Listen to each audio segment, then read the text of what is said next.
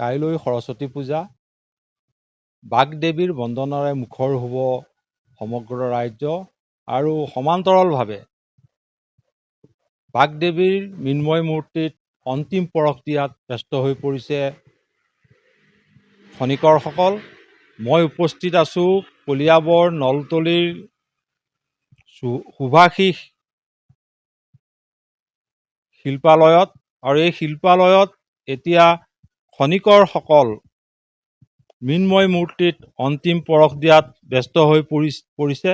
কাৰণ কাইলৈ বিদ্যাৰ অধিষ্ঠাত্ৰী দেৱী সৰস্বতী পূজা আৰু বাগদেৱীৰ বন্দনাৰে মুখৰ হৈ উঠিব সমগ্ৰ ৰাজ্য। সেয়ে কলিয়াবৰ নলতলিৰ শুভাশীষ শিল্পালয়তো এতিয়া খনিকৰসকল ব্যস্ত হৈ পৰিছে মৃন্ময় মূৰ্তিত অন্তিম পৰশ দিয়াত। আমি এই শুভাশীষ শিল্পালয়ৰ পৰিৱেশ দেখুৱাইছোঁ। এতিয়া এনেদৰে সাজু কৰি তোলা হৈছে বাগদেৱীৰ মৃন্ময় মূৰ্তিসমূহ। কাৰণ কাইলৈ সৰস্বতী পূজা আৰু বাগদেৱীৰ বন্দনাৰে মুখৰ হৈ উঠিব সমগ্ৰ ৰাজ্য। এনেদৰে এতিয়া নলতলিৰ শুভাশীষ শিল্পালয়ত খনিকৰসকল বাগদেৱীৰ মৃন্ময় মূৰ্তিত অন্তিম পৰশ দিয়াত ব্যস্ত হৈছে। আমাৰ লগত এগৰাকী খনিকৰ আছে, তেওঁৰ পৰা জানিম। দাদা, আপোনালোকে এইবাৰ কিমানটা মূৰ্তি তৈয়াৰ কৰিছে? মই প্ৰথমতে সাংবাদিক বন্ধুসকললৈ আন্তৰিক 2026 চনৰ নৱবৰ্ষৰ শুভেচ্ছা জ্ঞাপন কৰিছোঁ শিল্পী সমাজৰ তৰফৰ পৰা।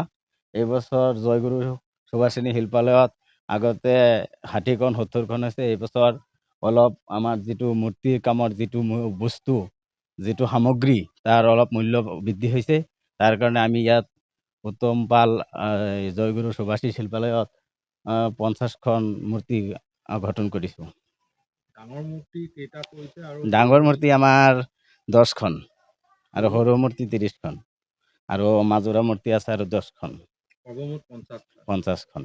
ডাঙৰ মূৰ্তিৰ মূল্য কেনেকুৱা নিৰ্ধাৰণ? এইটো মূল্য ক'বলৈ হ'লে অলপ কমেই আছে, তথাপিও আমি 7,000, 6,000, 5,000 তেনেকৈ বিক্ৰী কৰিছোঁ। এনেদৰেই দেখা গ'ল এতিয়া জয়গুৰু সুভাষিষ শিল্পালয় এনেদৰেই খনিকৰসকল বাগদেৱীৰ মৃন্ময় মূৰ্তিত অন্তিম পৰশ দিয়াত ব্যস্ত হৈ পৰিছে।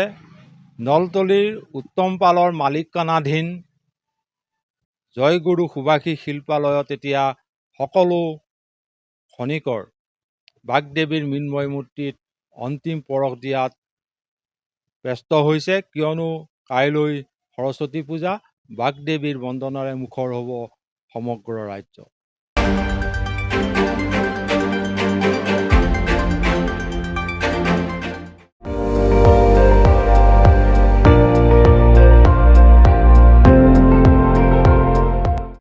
আপুনি চাই আছে ND24, সৰ্বশ্ৰেষ্ঠ নহয় সৰ্বোত্তমৰ দৌৰত।